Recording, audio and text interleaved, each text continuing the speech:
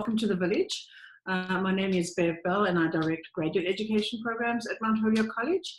And I am excited to be winding down our Village series for this year with my co-host, Lily Eisman. Hi everyone, I'm Lily. I am a 7th grade science teacher at Chestnut Middle School in Springfield, Massachusetts, and a former student of Bev's. I graduated the MIT program in 2015, and I've been happy to co-host this season. Anyway, the Village, as some of you know, is a virtual space where we have educators talking about the issues and topics that affect us every day in our teaching and learning. And tonight we're really privileged and very lucky to have with us Kristen Iverson, who has been teaching at Amherst Regional Public Schools since 1987, sorry. So she's been at Amherst High School, Amherst High School for 21 years, and her favorite course she teaches the African American literature. She also teaches for Fitchburg State, and she also teaches for UMass Amherst. And she's also a social justice educator that works with the School Reform Initiative. So welcome, Kristen. We're really pleased to have you tonight, along with Lauren Jones, current MAT student and current student teacher of Kristen's. She has really enjoyed teaching African American literature this semester as she works through her practicum. And we just want to say that the partnership with Kristen and Lauren has really been one of our outstanding partnerships this year, and we've been thrilled to work with the Amherst English department over numerous years with our student teachers. So thanks, Kristen, for always welcoming our student teachers, and Lauren for doing such a good job this year. So I'll hand over to Lily, who will talk to you about the logistics for the evening, and then later on we will come back on and open up for questions. Okay, hi. Thank you, Bev and Lily, for your wonderful introductions. Let me just share our screen here. Okay. So welcome to How White Educators Can Talk Meaningfully About Race in the Classroom. I'm Kristen Iverson. And I'm Lauren Jones. And we're very happy that you are with us this evening. And so before we begin, we just want to demonstrate something that we do in African American Lit at the beginning of the semester when all of our students are new. And what we do is we ask students to share their names, and then we ask them to share their race and ethnicity. And we don't define what those terms mean before we ask students. We just say, what's your race, what's your ethnicity, and we demonstrate. So I will begin. So I say to my students, hi everybody. Well, really I start and I say, hi everyone. I have a secret to tell you. And I make them get very, very close to me. And I whisper to them and I say, I am very, very white. Right now I think I'm probably very, very red. But I do say that I define myself as a white woman and I define myself as a Norwegian. That's kind of funny because technically I'm not really all Norwegian. I'm only a portion Norwegian. And I explain to the class that I choose to declare myself Norwegian because those were the people who were nice to me and my family. And I sort of negate the other ethnicities that you would find out about me. Mm-hmm. And then I would introduce myself as Miss Jones and maybe make the joke that I am perhaps even whiter than Miss Iverson. And I identify as white and also half Italian and half Irish. That's not true. I'm only a quarter of each, but the other half, sorry, Dad, I'm not sure what that ethnicity exactly is. And so that's how we start. And then after we introduce ourselves, the kids go around the room and they introduce themselves and they talk about their race and their ethnicity. And in a classroom of 25 or 26 kids, it takes quite a long time. And the kids spend a lot of time looking at one another and sort of going, wow, that's really interesting. And at the end of the introductions, we stop and we say to the kids, so how often have you done this in a classroom? And we're teaching 11th and 12th graders, and quite often, all of them say, never. I have never done this before. I've never been asked my race and my ethnicity, and I've never been given the space to tell my story. And so we begin the class by saying, because this is a course about race and ethnicity, we will constantly be talking about race and ethnicity. We will be complicating it. We will be asking questions. And certainly as the course continues, we do talk about the complexity of the definition of race and the complexity of the definition of ethnicity. But that's how we begin our class. Mm-hmm. And so we just wanted to give you a taste of that at the beginning of our session tonight. And so I'll just briefly go over the rest of what we're going to be doing with you. So first, we're going to address why it's important to talk about race in the classroom, and chances are, due to the fact that you signed on to a session about how you can talk about race in the classroom, you probably already know that it's important. But we're just going to highlight some pressing issues in society that really makes it necessary to talk about race in the classroom. And then we're going to talk briefly about our context teaching African American Lit at Amherst High School. And then we're going to give you some tools with which you can apply the things we're talking about tonight. And then lastly, you'll be split into some breakout sessions where you can all brainstorm ideas of how you can apply what you've learned tonight in your own contexts. And then lastly, as Lily and Beth mentioned earlier, we'll open up the floor for a question and answer session. So why is it important to talk about race in the classroom? We are aware that as teachers of African American literature and as teachers of literature in general, that it is quite easy for us to bring race and racism into the classroom, but we firmly believe that regardless of our subject areas, our students do not live in a vacuum, and clearly all of our children are experiencing the current racial tensions in this country each and every day. And so if you look at the lists that are in front of you, on the left-hand side, we have broader societal issues, and on the right-hand side, we have more school-based issues. So we're just going to run through some of the things that all of our kids are aware of, even if perhaps they don't have the terminology to describe it. Mm-hmm. And so the first thing is hypersegregation, right? Segregation ended. However, many schools, especially urban schools, are still very segregated along race lines today. Our kids become very aware of mass incarceration and the ways in which slavery is essentially just, it has been reformed into a system of mass incarceration in which especially young Black and brown men are incarcerated at rates that are just horrendously high in this country.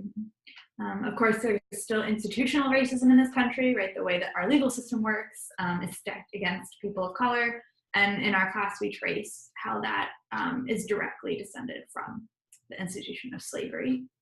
And sadly, with police brutality, we have too many examples of police brutality. And the teenagers sitting in front of us each and every day are very aware of what is happening in the community. And again, especially to young brown and Black men. Also tied to police brutality is racial profiling that still happens, again, specifically towards young men of color. The school to prison pipeline, obviously, all too often when kids are not provided a safe space in school and when kids are kicked out of school systems, it's all too easy for those children to end up in the prison system. Mm-hmm. And finally, just anti-immigration policy and the current negative attitudes in this country towards immigrants affects our students. Some of our students may be undocumented or children of immigrants, and so that national climate affects the work that they do in schools every day. And then within each and every one of our school systems, sadly, we're still dealing with tracking, where there are disproportionately large numbers of white and first world Asian students in honors and AP classes. Mm-hmm. There's the achievement gap, wherein many organizations have traced the root causes of why there are disparities between scores on standardized testing, disparities between white students and students of color. And even when all factors are accounted for, like socioeconomic status or geographic location, the achievement gap is still seen among race lines. And feeding into the achievement gap, I believe, stereotype threat. Claude Steele's notion that students are, because of stereotypes, they are threatened when they walk into certain classrooms, and the impact of stereotype threat on student performance remains a huge, huge problem in all of our schools. Mm-hmm. There's bullying, whether it's small microaggressions based on race or up to hate crimes based on race that are happening in school buildings across the country. And finally, and I think one of the most important issues is that disproportionately there are a low amount of teachers of color. And I'll just say in my own context at Amherst High School, so I've been teaching African American Lit as the primary teacher for the last 7 or 8 years. And 20 years previous to that, the woman who taught African American Lit looked very much like I did. And so in the past 30 years, I think there's only been one semester at our high school that African American literature was ever taught by a person of color. And that is a huge, huge issue. So as we continue, we're going to talk a little bit about our class, but we want everybody to be thinking about this concept. It's not what we teach. It's not even the literature we teach. It's how we teach it. So the context for African American literature at ARHS is the English department is a heterogeneous department, 9th through 12th grade. So all kids, regardless of level, are mixed into all classes.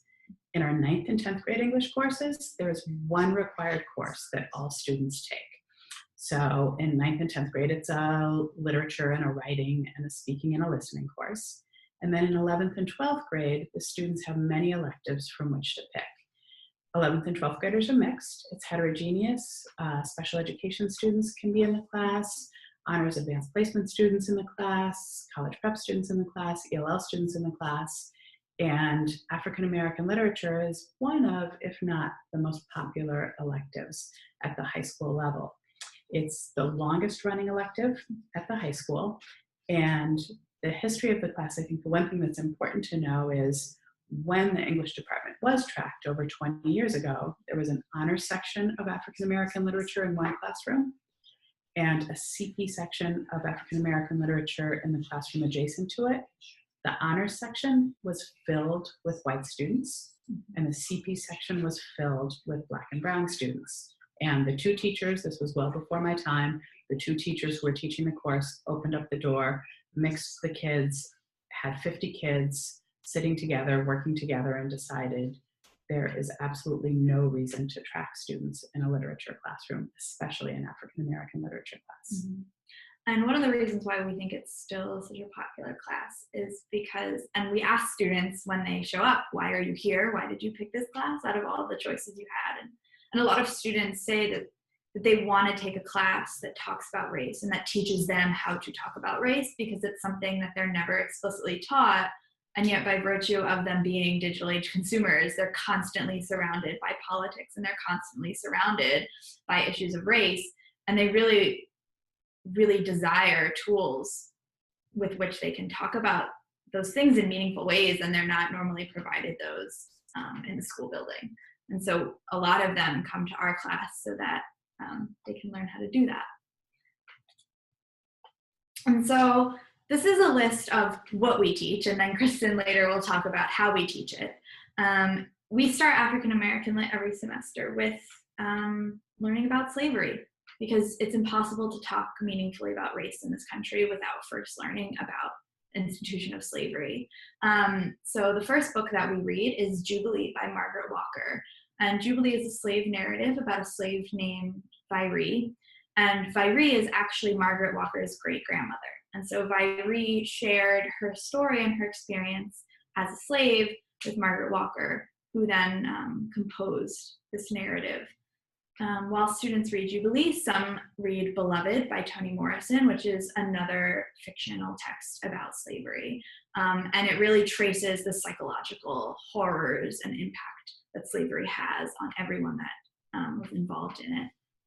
And then students move to 1930s Chicago, and they learn about Bigger Thomas, who is a Black man living in the South Side, and Richard Wright's native son. We then move on to reading and watching Spike Lee's adaptation of the autobiography of Malcolm X. And then students read The Color Purple by Alice Walker. Then they read contemporary fiction. An example is Americana by Chimamanda Ngozi Adichie, which is a really interesting take because she is actually a Nigerian woman who has moved to America. And so she's able to talk about race in this country with an outside perspective. And then they can read some contemporary nonfiction like Between the World and Me by Ta-Nehisi Coates. So how we teach it, we're going to just talk a little bit about Jubilee. And I think the thing that I say to students at the beginning of every semester is, because slavery happened such a long time ago, and because none of us can look to our grandmothers or even our great-grandmothers and say that they lived during the time of slavery, it's very important that we have a human being with which we can connect, and a model of empathy is something that we do in the classroom with Jubilee. So Margaret Walker wrote Jubilee, like Lauren said, about her great-grandmother, who was the main character by Ree, and she also wrote it in response to Gone with the Wind. So she was furious about the portrayal of slaves and slavery in Gone with the Wind, and she was doing her PhD research and writing, and she spent really a good portion of her writing career researching slavery, the Civil War, and Reconstruction. And so she creates this character who is an amazingly powerful young woman. We meet Viree when she's about 3, and we follow her throughout the text as she endures slavery and survives, she endures the Civil War and survives, and she endures Reconstruction and survives. We say to the students at the beginning of the unit, because it is so brutal and so hard, that we promise them that Viree will survive, and although she is brutally attacked throughout her lifetime, she is never raped. So we really push Viree as the character with whom they can have incredible empathy. They can feel like she is a mother figure or a grandmother figure or a great-grandmother figure to them. And that when perhaps people make comments that slavery wasn't really that bad or slavery happened a long time ago, once kids have Viree in their hearts and they know what Viree endured and what she was able to survive, they are capable of talking intelligently about the truth of slavery and the strength it took human beings to endure. So as we get to know Viree, we really believe that if kids gain the empathy of understanding Viree's experience, they can actually face the history of racism and injustice in our country, and they can also address the racism and injustice that is in our present reality. The empathy that students develop for Viree really can help them navigate oppression and hatred, and what Viree does beautifully and with powerful, powerful strength is show us that love and compassion and justice are the enduring qualities. Mm-hmm. And to touch on the empathy that Kristen keeps mentioning, empathy isn't something that everyone is just born with. Empathy is something, it's like a muscle. And so we help kids train and strengthen their empathy muscle throughout the semester. And Jubilee is the perfect text to start with because it is so easy to empathize with Viree because she is such a strong, lovable character. And students then take that empathy and they're able to apply it to stories of the African-American experience throughout the history of this country. So to transition, we want everyone to be able to think about how can we meaningfully teach empathy in all contexts, not just in the literature classroom. So one of the strategies that we have, if you have yet to be introduced to Bryan Stevenson of the Equal Justice Initiative, we think you will be absolutely blown away by this powerful, powerful man, but hopefully everyone knows who he is because he has been all over the front page of the New York Times with the work that he's doing with the Equal Justice Initiative and the Lynching Memorial and Museum that he has just opened in Montgomery, Alabama. So Bryan Stevenson is speaking all over the place, and his incredible texts, if you haven't read Just Mercy, please check out Just Mercy.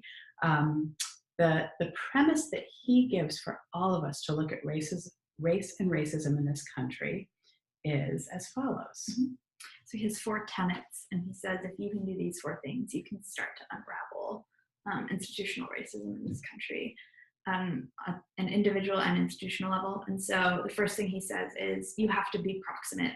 You have to be proximate to people who are not like you, and you have to take the time to get to know them and to get to know their experiences.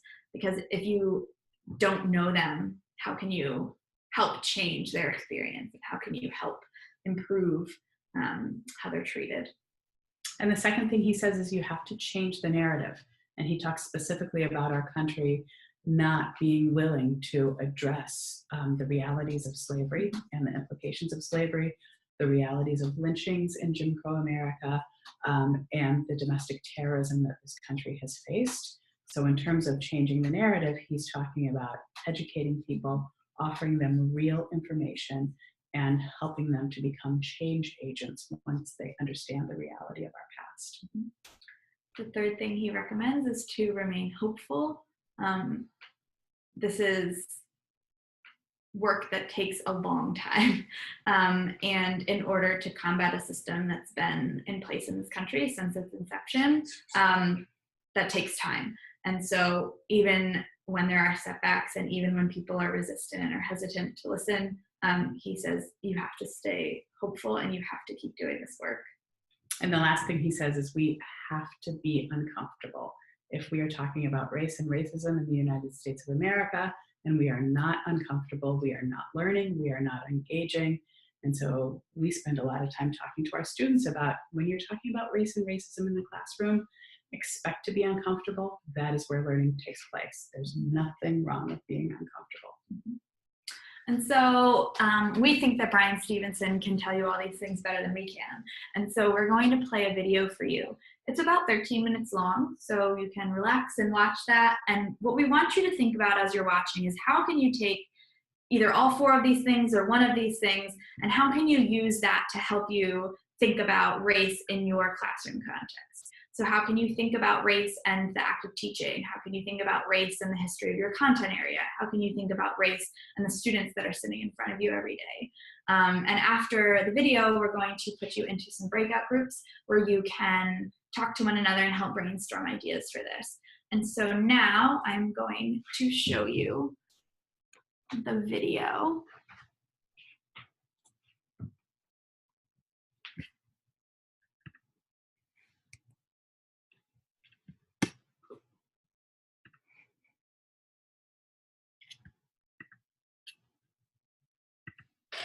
Thank you. I'm so thrilled.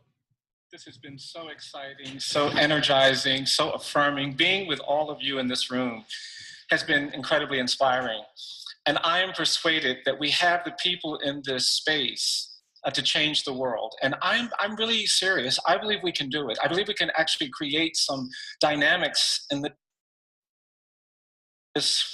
world that force things to change. And I know you've had a lot of wonderful things to put in your head and your heart, and it's been really powerful for me too. I just want to offer a short prescription as you go out and try to change the world, because you're going to get to moments where things feel difficult and challenging and overwhelming. You're going to have a lot of people in your ear telling you to go this way and that way. And I just want to offer you something. I believe if we want to change the world, there are 4 things we have to do. The first thing we have to do is that we've got to get proximate and stay proximate to the people we care about, the people we serve. We've got to get closer to the poor and the excluded, the disabled and the neglected. If we're trying to change how we deal with the problems of refugees and exiles, we've got to stay close to those who have been exiled and displaced. If we're trying to change how we deal with those who have been addicted and coming out of jails and prisons, we've got to get proximate to those communities. We cannot change the world if we stay at a distance from the problems we're trying to fix.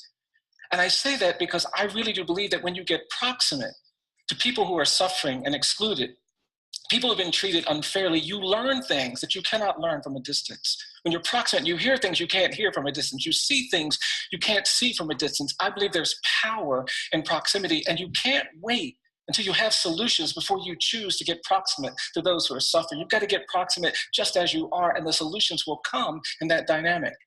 And I've learned about this because my grandmother was the one who taught me about this. My grandmother was one of these amazing people. She was a classic African-American matriarch. She was tough. She was strong. She was loving. She was kind. She was the end of every argument in our family. She was also the start of a lot of arguments in our family. And when I was a little boy, my grandmother would come up to me and she'd give me these hugs and she'd squeeze me so tightly. I thought she was trying to hurt me. And then she'd see me an hour later and she'd see me and she'd say, "Bryan, do you still feel me hugging you?" And if I said no, she would jump on me again. And by the time I was 10, my grandmother had taught me every time I would see her, I would say, "Mom, I always feel you hugging me."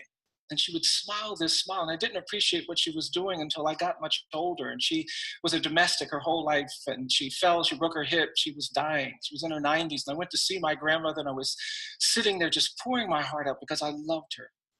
She was the daughter of enslaved people. She taught me so much about the world. And I was holding my hand, pouring my heart out. And I stood up to leave. And I didn't even think she was awake. But before I left, my grandmother squeezed my hand. And then she opened her eyes and she looked at me and she said, "Bryan, do you still feel me hugging you?" And then she said, I'm always going to be hugging you. And I didn't appreciate the power of that until I started working with death row prisoners, and I had to stand next to condemned people who were being wrongly convicted and tortured on death rows. I didn't understand the power of that until I held children, 14, sentenced to die in prison after they'd been abused and assaulted. I didn't appreciate the power of that until I got into difficult places. But what I realized is that we can all hug someone. We can get close enough to the people we serve and embrace them. And you should not doubt the power of what you can do by just holding on to the communities you love, the people you serve. There's power in proximity. I'm the product of someone's choice to get Proctor, and I'm not here because I'm special or smart or anything. I began my education in a colored school. In my community, Black kids couldn't go to the public schools. There were no high schools for Black kids when my dad was a teenager. He couldn't go to high school. And lawyers came into our community and they made them open up the public schools. And because those lawyers got proximate to poor Black kids like me, I got to go to high school. I got to go to college. I was a philosophy major in college, couldn't figure out what to do.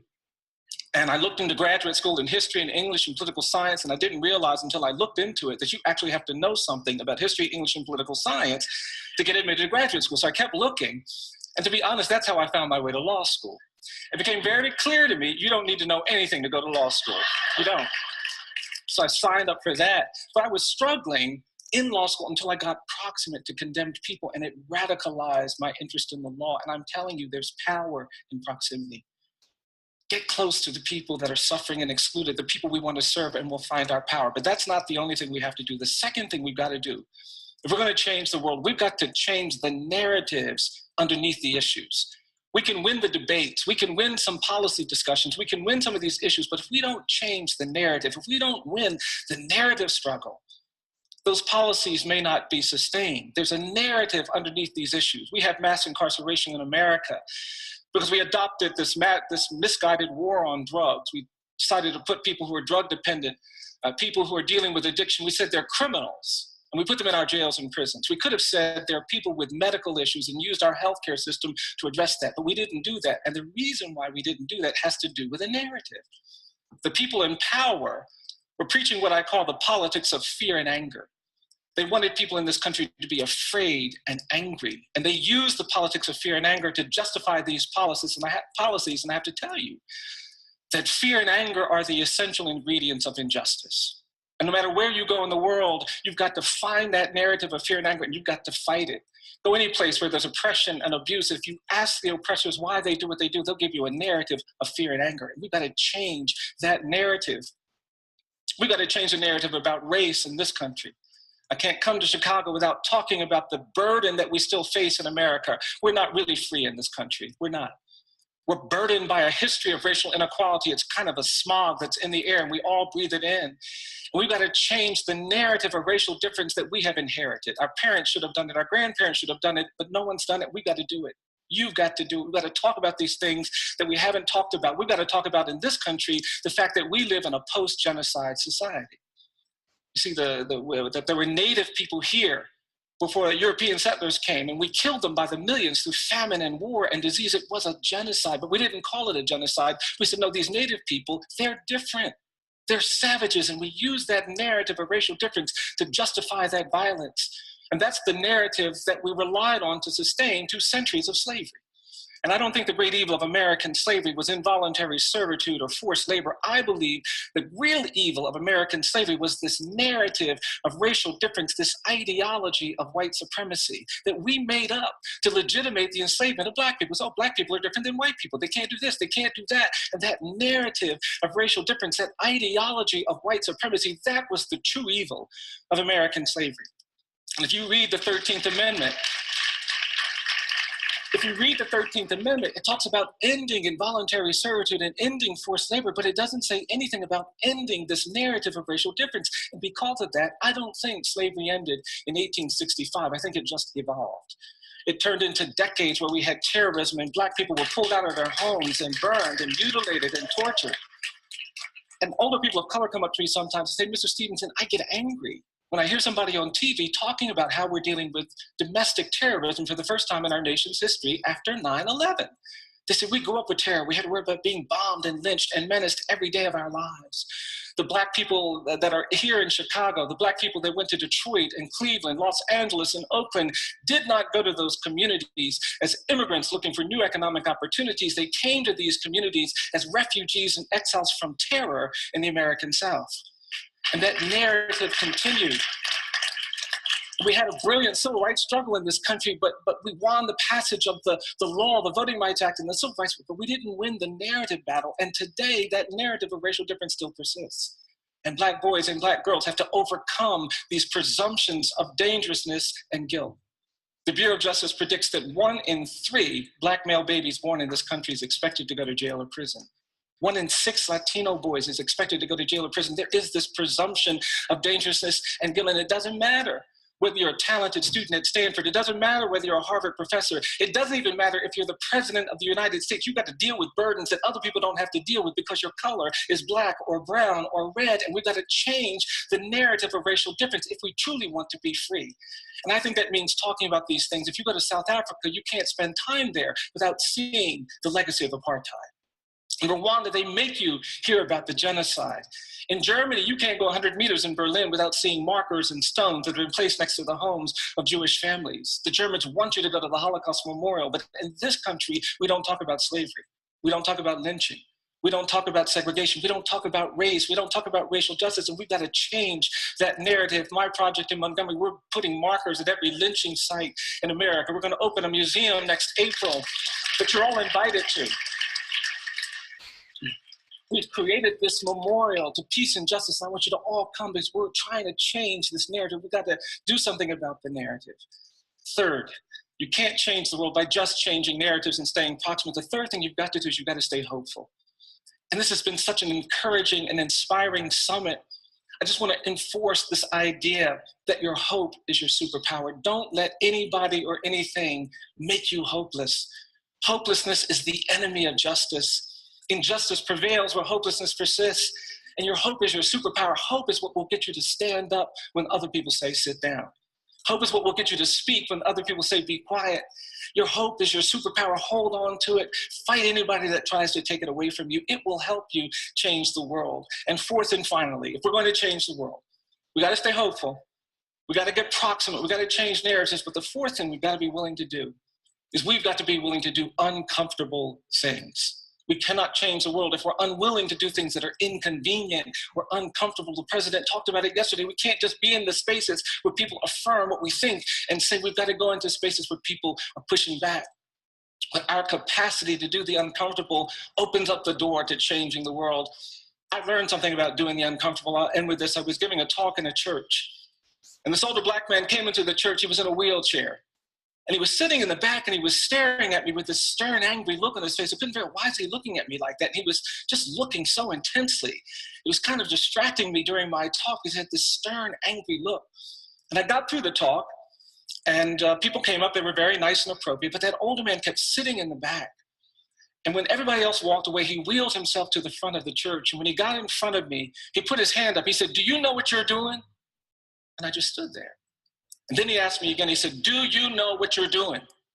And I stepped back and I mumbled something. And then he asked me one last time, he said, "Do you know what you're doing?" And then he looked at me, he said, "I'm going to tell you what you're doing." And that older Black man looked at me and he said, "You're beating the drum for justice. You keep beating the drum for justice." And I was so moved. I was also really relieved because I just didn't know what was about to happen. And then this man grabbed me by my jacket. He pulled me into his wheelchair. He said, "Come here, come here, come here. I'm going to show you something."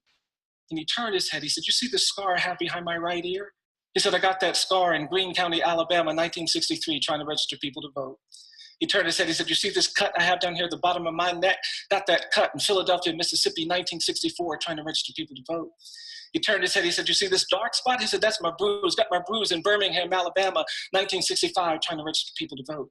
He looked at me. He said, "I'm going to tell you something, young man." He said, "People look at me, they think I'm some old man sitting in a wheelchair covered with cuts and bruises and scars." He said, "But I'm going to tell you something."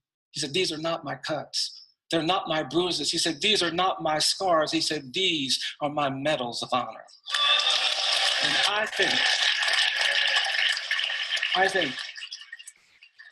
to honor what we've learned, to honor the energy of this space, to honor the legacy created by this summer, to honor the calling that we have all answered to change the world. We're going to have to be willing to do uncomfortable things. We're going to have to be willing to be that community of people that sometimes gets a little nicked and scarred, but we should know that we're not doing it alone. We are together in this. And if we get proximate, if we change narratives, if we stay hopeful, if we do uncomfortable things, I am persuaded that we really can change the world. And I just want to wish you the very best in that pursuit, and to let you know that when you stand, I'm going to stand with you. I hope when I stand, you'll stand with me. When we each stand, we should wrap each other's arms around ourselves and let the world know that we are here for change. I wish you all the best. Thank you very much.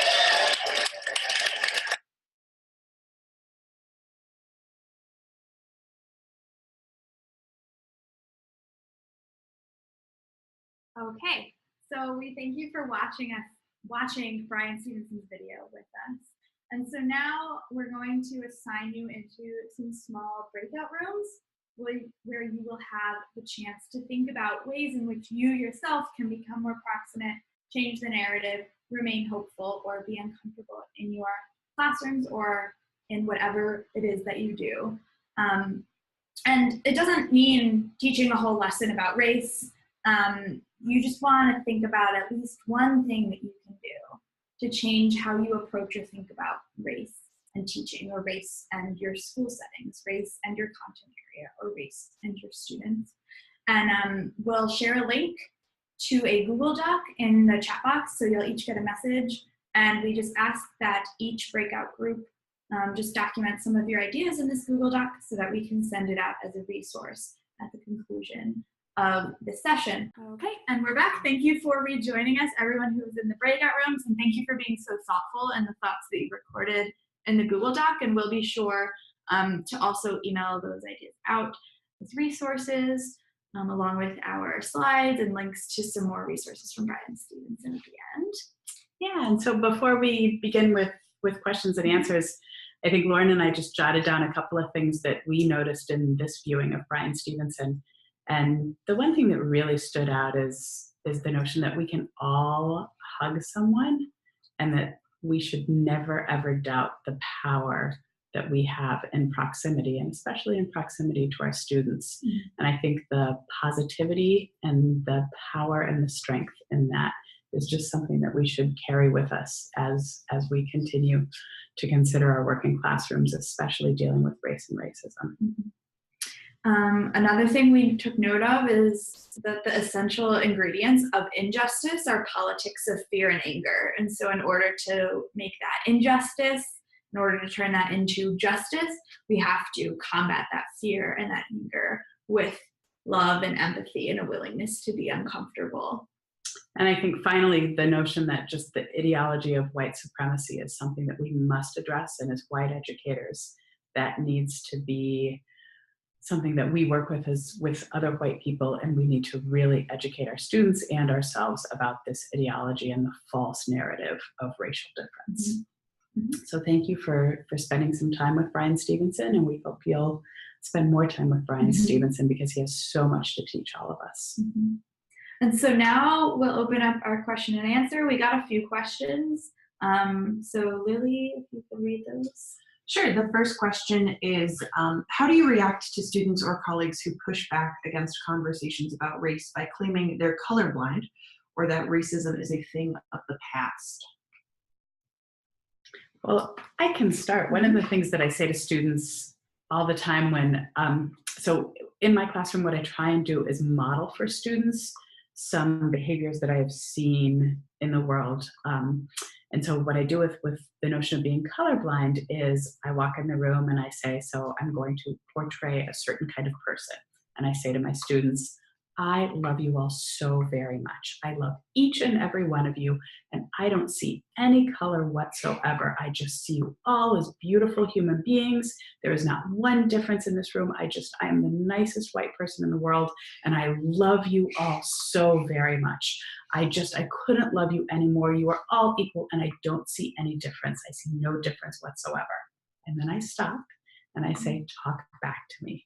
And I let the kids go, and I let the kids tell their truths and speak their truths, and it opens up participation so that kids can really talk about how they do experience when especially white educators say, I'm colorblind, I don't see any difference, which to me is the most disrespectful thing you could say to another human being. I don't see you. I want to see my students. I want to see everything about them. And difference is beautiful. Going back to Brian Stevenson talking about changing the narrative, how can we change the narrative if we gloss over the narrative? If we don't validate the experiences that our students are coming to us with, how can we best serve them in ways that are meaningful and in ways that take into account the fact that their past experience with school might be vastly different than the student sitting right next to them, and that affects how they participate and how they're able to succeed in the classroom every day. Thank you. The next question is, how can I, as a white person, navigate the use of the N-word in literature or in the classroom? Well, I think in the literature classroom, very clearly, many of the texts that we read have the N-word. And I think as educators, it's our duty to say, as a white person, no white person is ever allowed to use the N-word in my classroom.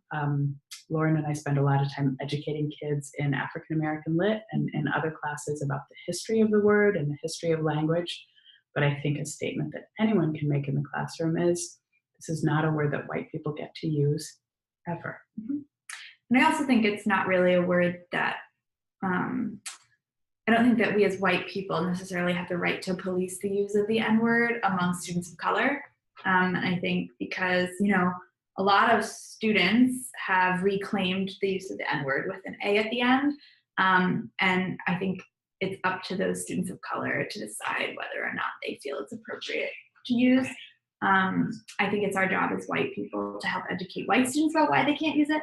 But I think among students of color, I think educating them about the history of the word, but then also validating and recognizing that they have the right to reclaim it if they choose to. We have a couple more questions in the chat that I can read. So the first one is touching on the fear and anger politics right now. What do you do when faced with resistance in the classroom, especially from students who are leaning toward white supremacy? It's a challenging question. I think,